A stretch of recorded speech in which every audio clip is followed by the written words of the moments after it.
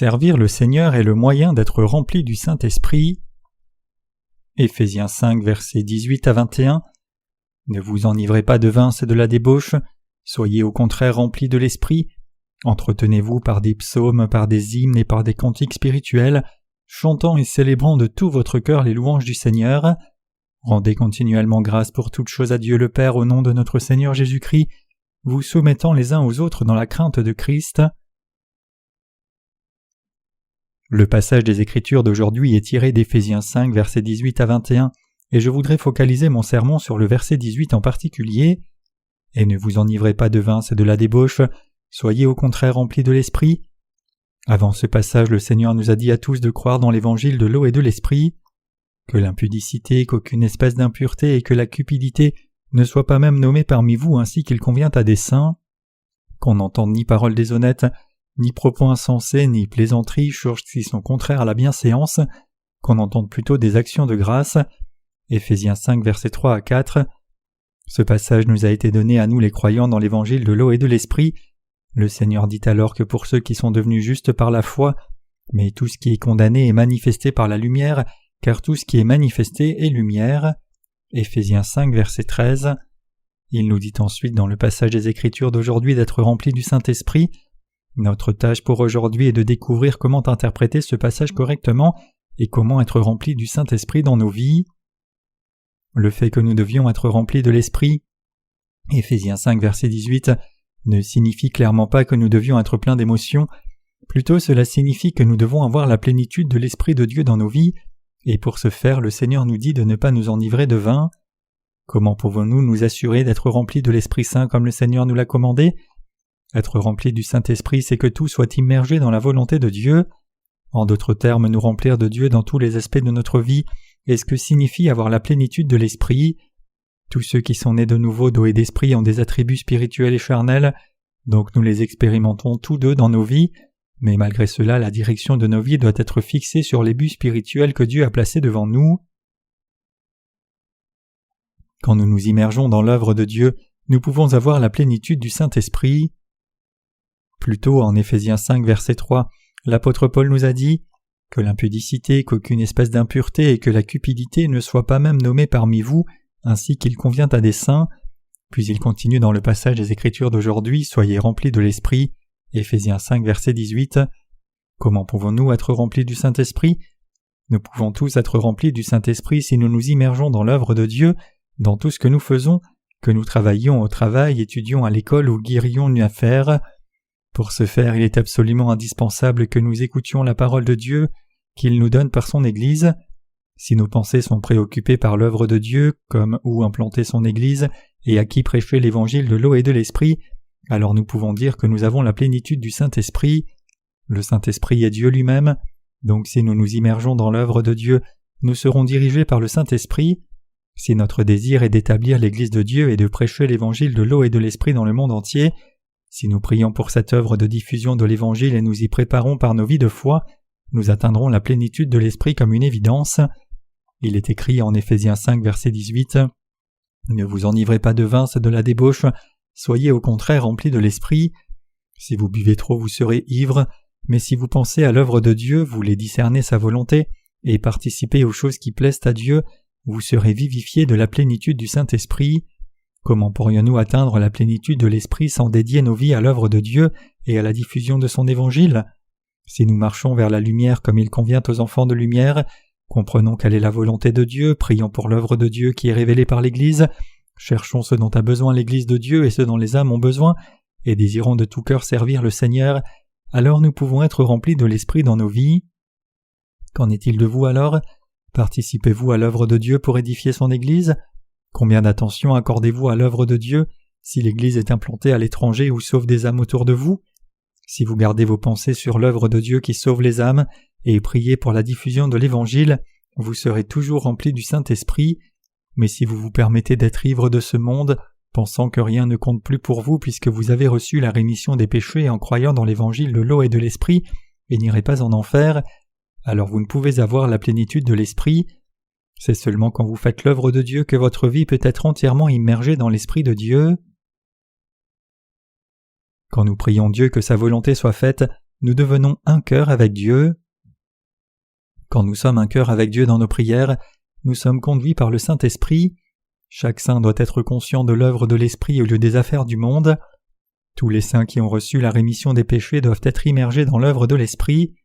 Vous savez peut-être très bien que les saints peuvent être remplis du Saint-Esprit seulement s'ils sont immergés dans l'œuvre de l'Esprit au lieu d'être tournés vers les choses du monde.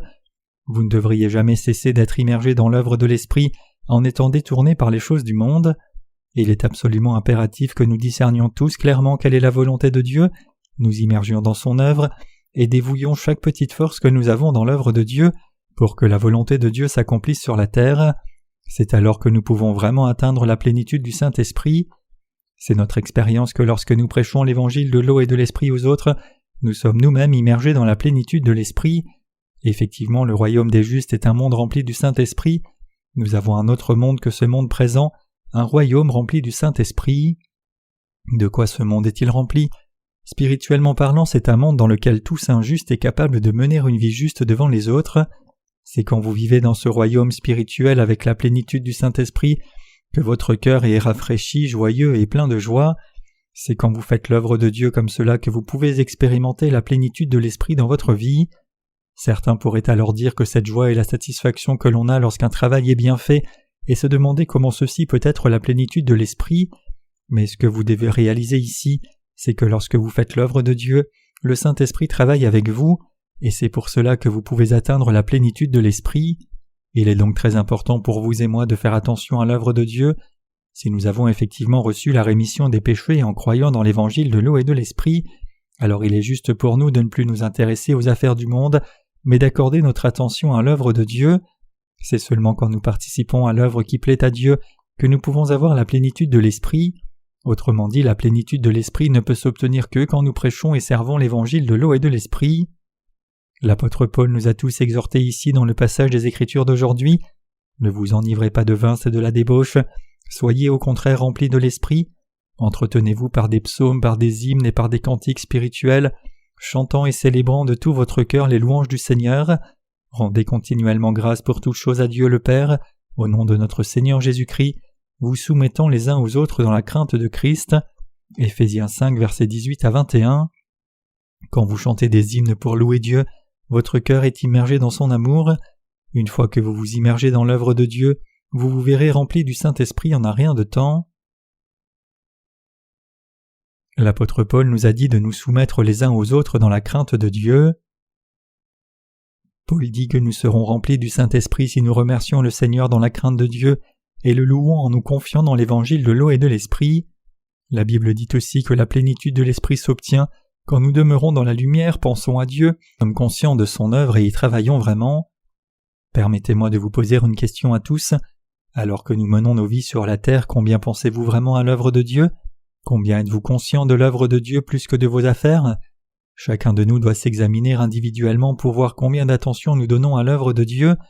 J'ai déjà dit cela de nombreuses fois, mais si vous ne faites pas l'œuvre de Dieu après avoir reçu la rémission des péchés et venez seulement au culte chaque dimanche, cette adoration peut dégénérer en un simple rituel formel, et la vie de foi de ces gens devient ennuyeuse et fatigante et difficile.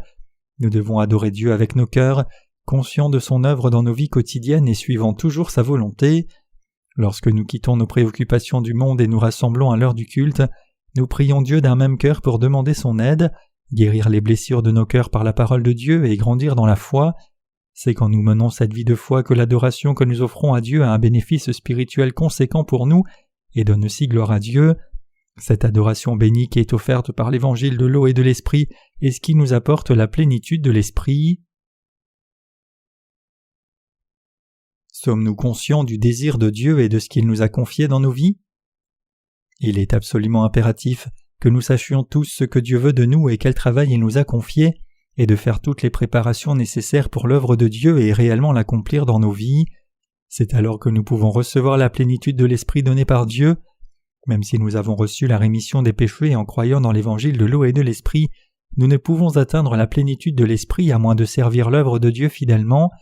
Et quiconque ne prêche pas l'évangile de l'eau et de l'Esprit qui constitue la justice du Seigneur, même après avoir reçu la rémission des péchés et en croyant dans ce véritable évangile, sera certainement corrompu. Nous pouvons mener nos vies de foi et continuer d'être remplis du Saint-Esprit seulement en prêchant et en servant de tout cœur l'évangile de l'eau et de l'esprit qui nous a apporté la rémission des péchés. Donc si nous manquons de servir cette œuvre de diffusion de l'évangile de l'eau et de l'esprit, même si nous croyons dans cet évangile, alors il nous sera impossible de mener nos vies de foi, mais la foi de nos âmes sera aussi corrompue. Si nous croyons vraiment dans l'évangile de l'eau et de l'esprit, alors nous devons faire attention au salut des autres âmes, pas seulement à nous-mêmes. Nous devrions être sincèrement concernés par la diffusion de l'Évangile et servir de tout cœur à cette fin.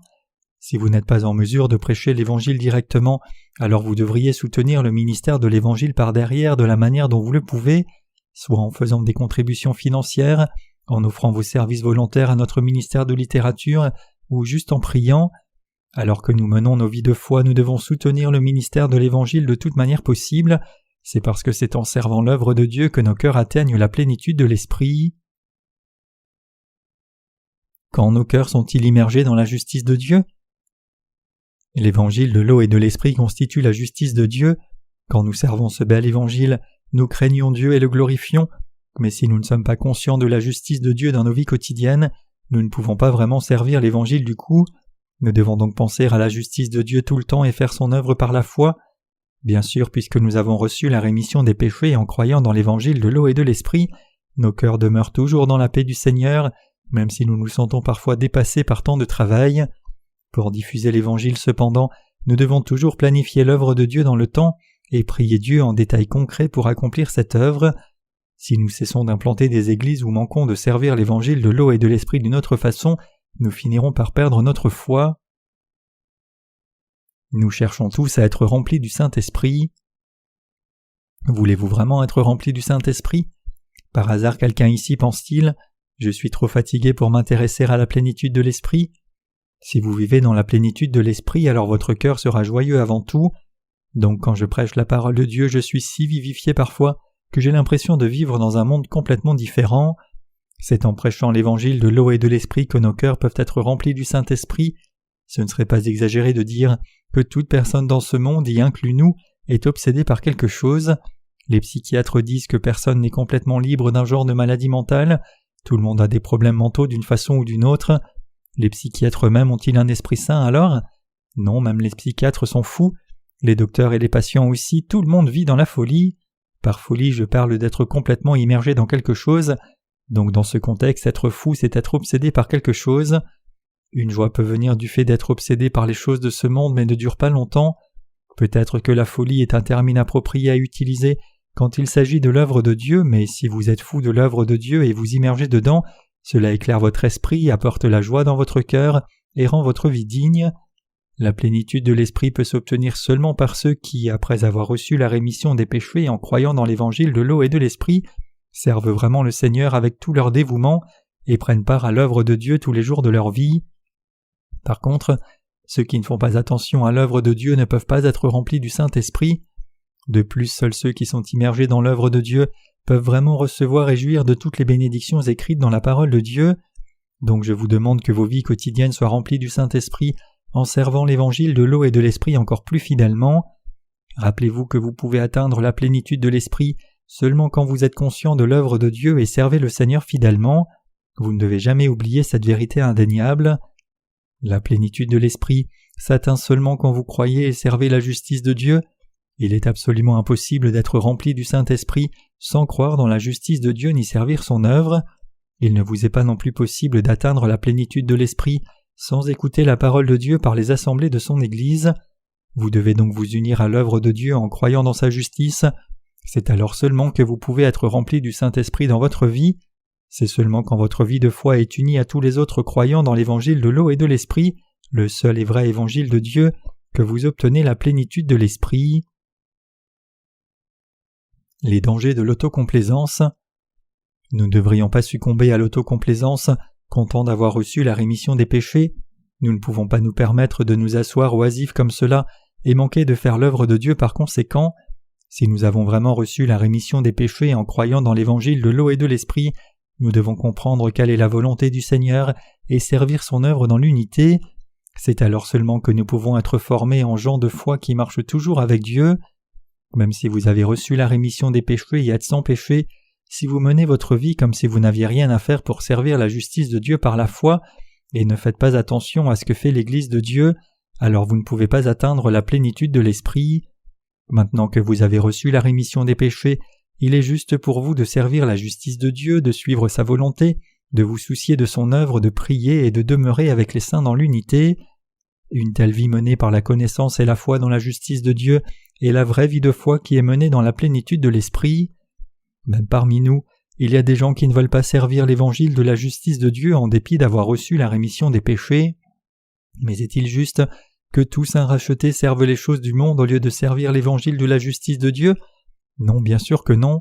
Si vous n'êtes préoccupé que par les choses du monde et vous souciez pas de l'œuvre de Dieu, même si vous avez reçu la rémission des péchés, vous ne pouvez vous attendre à recevoir les bénédictions de Dieu. Ces gens ne peuvent pas voir l'œuvre bénie de Dieu se dérouler dans leur vie. Même si Dieu les bénit, ils n'ont pas les yeux dessus, donc ils font des choses insensées. Par contre, ceux qui sont bénis par Dieu savent qu'à l'œuvre Dieu leur a confiée et y sont fidèles. Dieu prend plaisir en quiconque fait son œuvre selon sa volonté. Quand je regarde nos saints rachetés, je vois parfois des gens qui refusent de servir l'œuvre de Dieu en dépit de la rémission de leurs péchés. Pire encore, certains veulent être servis par les autres, mais c'est vraiment une grande joie pour les saints rachetés de servir les autres. Certains saints ne réalisent pas cela, et donc tout ce qu'ils veulent c'est être servis par tous les autres. Si vous cherchez seulement à être servis par les autres et refusez de servir Dieu et de prêcher son évangile de justice, alors votre foi ne peut pas grandir. Lorsque vous êtes devant l'œuvre de Dieu, vous devez vous appuyer sur votre foi et travailler diligemment. Alors que nous menons nos vies dans ce monde, nous sommes parfois servis par les autres et nous servons parfois les autres. Le problème bien sûr c'est que certains veulent seulement être servis par tous les autres. C'est simplement mauvais. Si nous voulons vraiment expérimenter la plénitude de l'Esprit, voir de nos yeux que Dieu marche avec nous et avoir toute confiance qu'il nous bénit selon toutes ses promesses, nous devons fixer nos pensées à servir l'œuvre de Dieu avant tout. Si nous aimons vraiment Dieu comme cela, chérissons son œuvre et servons les autres âmes sincèrement, alors des âmes nombreuses recevront la rémission des péchés. Même si nous souffrons de perte, si une autre personne est sauvée de tous ses péchés grâce à notre travail, alors ce sera en soi suffisant pour que nos cœurs débordent de joie et du Saint-Esprit. Votre vie de foi commence à dévier quand vous refusez de servir Dieu et demandez aux autres de vous servir. Les croyances égoïstes sont la racine des facteurs qui vous font dévier d'une vie remplie de l'Esprit. Essayez de servir l'œuvre de Dieu vous-même. Servir l'œuvre de Dieu est le moyen de vraiment obtenir la plénitude de l'Esprit. Après tout, n'est-ce pas en servant l'œuvre de Dieu que nos cœurs sont joyeux et ont du plaisir? Je suis certain que vous avez tous expérimenté cela en servant la justice de Dieu. Quand vous invitez quelqu'un à dîner, ce n'est pas que l'invité qui est heureux, mais vous êtes aussi content du fait que vous rendez l'hôte heureux. La joie que vous ressentez quand vous servez la justice de Dieu est bien plus grande qu'elle ne peut se décrire. La joie est différente d'un plaisir charnel. Ainsi tous ceux qui servent la justice de Dieu peuvent vivre dans la plénitude de l'Esprit qui apporte une joie merveilleuse tout le temps. Ceux qui rechignent à servir l'œuvre du Seigneur et se soucient seulement d'eux-mêmes ne peuvent mener une vie de foi correcte. Par contre, ceux qui dévouent leur vie entière à Dieu et lui confient tout, mènent une vie joyeuse et débordante de foi, ils sont dans la paix et ils jouissent aussi de nombreuses bénédictions. Quand nous regardons en Actes 20, verset 35, nous voyons l'apôtre Paul citer la parole de Jésus en disant « Il y a plus de bonheur à donner qu'à recevoir ». Comme Paul cite la parole de Dieu ici, servir la justice du Seigneur est en soi une plus grande bénédiction que les autres. Cependant, le problème c'est que certains ont une conception erronée des bénédictions de Dieu. Si nous vivons pour la diffusion de l'évangile du Seigneur, le Seigneur répandra sa grâce sur nous de différentes façons. Bien sûr, nous ne faisons pas l'œuvre du Seigneur juste pour une récompense. Néanmoins, cela ne change pas le fait que le Seigneur répand sa grâce sur tous ceux qui servent et prêchent l'évangile de justice. Ce sont ces gens qui travaillent sans cesse pour diffuser l'évangile de Dieu, qui trouvent grâce devant Dieu. Bien que le Seigneur prenne soin même de ceux qui ne le servent pas, et il y a une limite à cela, par contre il ajoute encore plus de grâce de Dieu à ceux qui servent la justice du Seigneur. Mais pour ceux qui sont paresseux devant le Seigneur, il agit de même pour eux. Ceux dont le cœur est dévoué au Seigneur et rempli de sa justice sont couverts avec abondance de la grâce du Seigneur. Donc je vous demande de réaliser ceci et de servir la justice du Seigneur, car c'est la vie de foi pieuse digne d'être vécue. La plénitude de l'Esprit vient de cette vie. En d'autres termes, vous êtes remplis du Saint-Esprit quand vous faites réellement l'œuvre de Dieu et servez sa justice. C'est aussi sur la même base du service de la justice de Dieu que vous venez le louer. Prenez un moment ici et pensez à ceux qui vous entourent, ceux qui ont dévié dans leur vie de foi. Il y a beaucoup de gens qui ont mené une vie de foi avec nous dans l'Église de Dieu, mais ont quitté l'Église par la suite. Qu'ont tous ces gens en commun? Ils rechignaient tous à servir le Seigneur. Ceux qui se sont détournés de l'œuvre du Seigneur et de son Église n'aimaient pas servir l'œuvre du Seigneur et voulaient plutôt être servis par tous les autres. Ces gens ne prêchent pas l'évangile de l'eau et de l'esprit parce qu'ils ne veulent pas rencontrer de persécution. Malgré cela, ils veulent être servis par les autres et ils s'attendent à recevoir des bénédictions de Dieu sans condition. De plus, même s'ils étaient paresseux quant à l'œuvre de Dieu, ils se soucient tant lorsqu'il s'agit de leurs propres affaires. Si vous menez votre vie de foi comme cela ne peut que signifier que votre cœur est mal établi, et donc vous finirez par dévier de l'Église de Dieu. Pire encore, vous serez complètement étranger à Dieu lui-même, le Sauveur qui vous a délivré de tous vos péchés. À la fin, vous quitterez le Seigneur Dieu tout comme Caïn. Pourquoi Caïn a-t-il quitté le Seigneur Dieu? Il a quitté Dieu à cause de sa propre justice. Si nous avons reçu la rémission des péchés, alors c'est simplement une évidence de servir la justice de Dieu. La joie qui vient du service de la justice de Dieu est indescriptible. Étant donné le fait que notre Seigneur a expié tous nos péchés et que nous sommes sans péché par la foi dans le Seigneur et ne sommes plus destinés à l'enfer, qu'y a-t-il d'autre à faire sur cette terre? Quelle joie aurions-nous à moins que nous les justes ne prêchions l'évangile de l'eau et de l'esprit et ne révélions la justice de Dieu? Il ne peut pas y avoir de joie pour nous à moins de servir Dieu de tout cœur. Effectivement, notre joie est déterminée par combien nous nous confions dans la justice du Seigneur et suivons sa volonté. Plus nous le faisons, plus notre joie grandit. Donc ceux qui ne font pas grand-chose pour servir le Seigneur ne peuvent pas trouver de joie en vivant leur foi et en suivant la volonté de Dieu. Ces gens ne trouvent rien d'excitant dans l'Église, puisque tout ce qui se passe n'a rien à voir avec eux. Par contre, ceux qui servent l'Évangile du Seigneur de tout cœur se réjouissent au-delà de toute description quand ils voient des âmes recevoir la rémission des péchés grâce à l'Église de Dieu. Ces saints voient le succès de l'œuvre de Dieu comme leur propre succès, et puisqu'ils croient qu'ils sont eux-mêmes glorifiés quand Dieu est glorifié, ils sont un même cœur avec Dieu. C'est ainsi que nous, les croyants dans l'évangile de l'eau et de l'esprit, pouvons vraiment marcher avec Dieu comme Enoch dans l'Ancien Testament. Nous devons tous devenir ces gens de foi qui endurent la souffrance avec Jésus-Christ et sont glorifiés avec Christ. S'il n'y avait rien à faire après avoir reçu la rémission des péchés, alors nous trouverions nos vies ennuyeuses.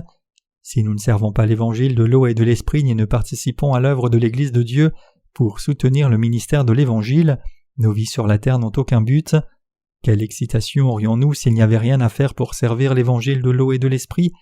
Nous serions dans une routine, nous levant chaque matin, déjeunant, allant au travail ou à l'école, rentrant à la maison, allant au lit, puis recommençant le même cycle encore le lendemain. Seriez-vous excité d'une telle vie? Non, vous seriez lassé rien qu'en pensant à une telle vie répétitive et insignifiante jour après jour. Comme justes et gens de foi, quel est notre loisir? Comment passons-nous notre temps? Pour nous tous qui avons reçu la rémission des péchés, notre passe-temps est de prêcher l'évangile de l'eau et de l'esprit, le seul et unique évangile véritable de Dieu. Bien sûr, je parle au figuré ici, comme je suis certain que vous avez tous des loisirs différents, mais spirituellement parlant, nous savons que le loisir commun pour tous ceux qui sont dans l'Église de Dieu, c'est de prêcher l'évangile de l'eau et de l'esprit. Quel est notre passe-temps comme ayant reçu la rémission des péchés? Comme juste participer à l'œuvre de Dieu dans nos vies et notre loisir. Prêcher l'évangile de l'eau et de l'esprit n'est-il pas notre loisir? Certains sont énervés après moi quand je leur dis de croire dans l'évangile de l'eau et de l'esprit et de recevoir la rémission des péchés en me disant « Pourquoi dis-tu toujours ces choses alors que je t'ai déjà dit que je ne veux pas t'écouter plus longtemps ?» Je leur dis alors « C'est mon loisir de prêcher l'évangile de l'eau et de l'esprit, donc ma vie serait trop ennuyeuse si je cessais de prêcher l'évangile. Je prêche l'évangile parce que c'est mon loisir. Bien sûr, c'est pour le salut des âmes que je prêche l'évangile de l'eau et de l'esprit, mais c'est aussi mon devoir de prêcher l'évangile et c'est pour cela que je ne peux que faire l'œuvre de Dieu.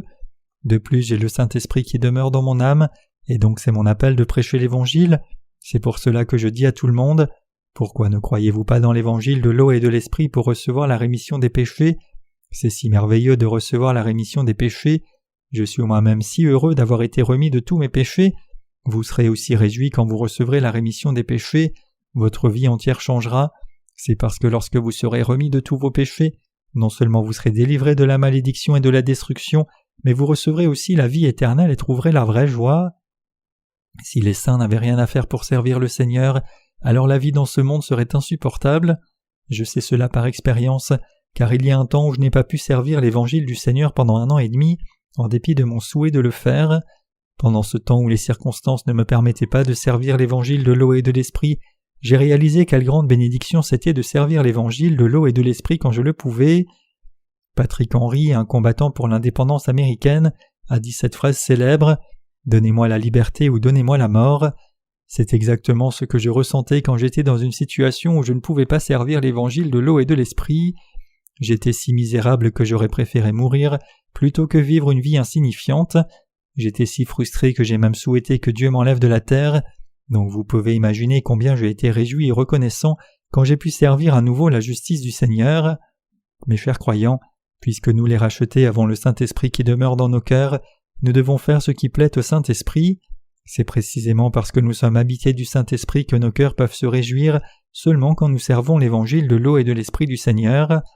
C'est parce que le Saint-Esprit prend plaisir à ce que nous servions l'évangile. Donc puisque le Saint-Esprit demeure dans nos cœurs, et il se réjouit quand nous servons la justice du Seigneur, nos cœurs sont aussi réjouis et prennent plaisir au-delà de toute description à servir le Seigneur. Nous devons donc tous venir à l'Église, écouter la parole, prier Dieu, et participer ensemble à son œuvre de diffusion de l'Évangile dans le monde entier. C'est l'appel naturel de chaque juste que de servir l'Évangile de Dieu de toute manière possible. Il est absolument important de réaliser ici que quoi que vous fassiez comme saint juste, que vous buviez ou mangiez, vous devez tout faire pour servir Dieu. Même manger et boire se font pour Dieu, donc je vous exhorte tous à réaliser que la plénitude de l'Esprit se trouve dans le service de la justice de Dieu. Pensez-vous qu'il y ait un autre moyen d'être rempli du Saint-Esprit ? Pensez-vous que vous atteindrez la plénitude de l'Esprit si vous priez assez fort, comme tant de chrétiens déroutés le disent aujourd'hui ? Non. Le Saint-Esprit descend sur vous seulement quand vous croyez dans l'évangile de l'eau et de l'Esprit du Seigneur et recevez la rémission des péchés dans votre cœur. Cela signifie que le Saint-Esprit ne vient pas dans votre cœur seulement parce que vous priez fort comme le disent tant de chrétiens qui sont ignorants de l'évangile de l'eau et de l'Esprit. C'est par ignorance que ces chrétiens déroutés pensent que le Saint-Esprit viendra en eux s'ils prient assez fort. Bien sûr, quand vous priez, vous pouvez comprendre la volonté de Dieu, mais le Saint-Esprit ne vient pas dans un cœur qui reste pécheur. C'est parce que le Saint-Esprit, comme son nom l'indique, est fondamentalement saint, et donc il ne peut pas demeurer dans un cœur souillé. Le Saint-Esprit demeure seulement dans le cœur pur de ceux qui croient dans l'évangile de l'eau et de l'Esprit et règne sur leur cœur. Mais si nous ne servons pas l'évangile de l'eau et de l'Esprit, alors le Saint-Esprit reste silencieux dans nos cœurs. C'est seulement quand nous servons Dieu, même si c'est notre dernier jour sur terre, que le Saint-Esprit dans nos cœurs prend plaisir à agir dans nos vies. Autrement, l'action du Saint-Esprit en nous sera réduite. Les croyants dans l'évangile de l'eau et de l'Esprit sont plus joyeux quand ils prêchent la justice du Seigneur. Pour nous les croyants dans l'évangile de l'eau et de l'Esprit, quel est le pain spirituel pour nos vies ? C'est prêcher l'évangile de l'eau et de l'Esprit qui constitue la justice de Dieu qui est notre pain spirituel, et c'est ce qui soutient nos vies. Pour nous tous qui sommes devenus justes, servir et prêcher l'évangile de l'eau et de l'Esprit est notre pain spirituel et la vie elle-même. L'œuvre de vie faite par les croyants dans l'évangile de l'eau et de l'Esprit, c'est servir la justice de Dieu. Vous pouvez penser que ça n'a pas vraiment de sens, mais c'est la vérité. Pensez-vous que votre cœur sera sans souci si vous ne prêchez pas la justice de Dieu dans votre vie ? Non, ce n'est pas le cas. Si nos cœurs étaient assez contents même sans participer à l'œuvre de la diffusion de l'évangile de l'eau et de l'Esprit dans le monde entier, alors la plupart de nous vivraient comme cela. N'aurions-nous pas fait alors tout ce qui gratifie notre chair en vivant sur la terre ? Mais si nous avions vécu comme cela, nous n'aurions pas eu de joie. C'est parce que quoi que nous fassions dans ce monde, il n'y a pas de plus grande joie que la joie de prêcher et servir l'évangile de Dieu. C'est pour cela que nous avons dévoué toutes nos vies à la diffusion de l'évangile de l'eau et de l'Esprit. Quand nous prêchons l'évangile de l'eau et de l'Esprit et servons la volonté de Dieu, nos cœurs débordent de joie et trouvent leur plaisir même si c'est dur pour la chair. Que se passerait-il par contre si nous menions une vie charnelle au lieu de servir l'évangile de Dieu ? Prenez une activité favorite à laquelle vous pensez, que ce soit le shopping, une soirée agréable dans une galerie d'art, ou votre sport favori pour la joie de votre cœur. L'une de ces choses apporterait-elle une satisfaction profonde à votre cœur ? Non. Votre cœur ne trouverait pas de satisfaction durable. Au contraire, vous seriez troublé dans votre cœur. Quand les croyants dans l'évangile de l'eau et de l'Esprit nés de nouveau poursuivent les plaisirs du monde, au lieu de servir cet évangile fidèlement, pour certaines raisons étranges, nos cœurs sont profondément gênés, peu importe combien ce peut être gratifiant pour la chair, et la raison c'est que nos cœurs sont habités par le Saint-Esprit. Au moment où nous avons reçu la rémission des péchés en croyant dans l'évangile de l'eau et de l'Esprit, le Saint-Esprit est devenu notre Maître. Donc nos cœurs sont troublés quand nous cherchons les plaisirs du monde, parce que nous sommes le peuple de Dieu, et le Saint-Esprit demeure dans nos cœurs comme notre Maître. Le revers de la médaille, c'est que nos cœurs sont réjouis seulement quand nous faisons ce qui plaît au Saint-Esprit, car nous avons le Saint-Esprit qui demeure dans nos cœurs. Comme nos cœurs sont habités par le Saint-Esprit, il nous donne la joie quand nous servons le Seigneur, et il est attristé quand nous dévions. Ainsi, en nous remplissant de joie quand nous servons le Seigneur et en convainquant nos cœurs quand nous dévions, le Saint-Esprit nous permet de vivre pour la volonté du Seigneur. C'est ainsi que Dieu bénit les justes dans tous les aspects de leur vie. Mes chers croyants, prenez un moment ici et pensez au fait que vous meniez ou non une vie de foi correcte. Demandez-vous ceci: j'ai été sauvé de tous mes péchés en croyant dans l'évangile de l'eau et de l'esprit, et j'appartiens maintenant à l'Église de Dieu. Mais est-ce que je sers vraiment le Seigneur pour la diffusion de l'évangile de l'eau et de l'esprit? Même si Dieu ne m'a pas appelé comme pasteur, est-ce que je le sers sans cesse pour diffuser cet évangile? Même si vous ne pouvez pas prêcher l'évangile de l'eau et de l'esprit directement, si vous servez le Seigneur de différentes autres façons, soit en faisant des contributions financières, en priant Dieu, ou en offrant votre précieux temps, alors vous devez savoir que vous menez une vie de foi correcte. Le problème, bien sûr, c'est que tout le monde n'est pas comme cela.